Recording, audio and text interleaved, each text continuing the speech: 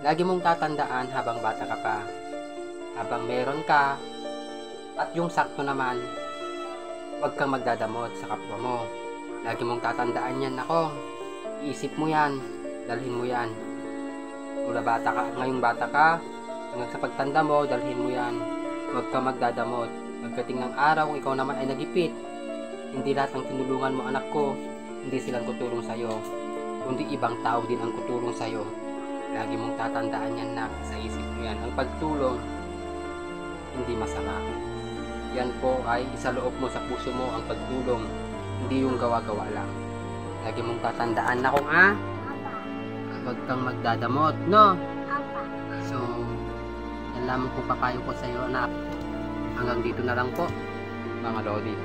Pinayuan ko lang po yung anak ko dahil pinagdadamutan niya kanina yung isa kong anak. Ngayon, sinabihan ko na po.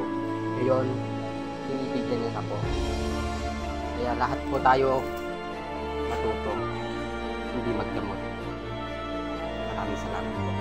Pa-share tong video.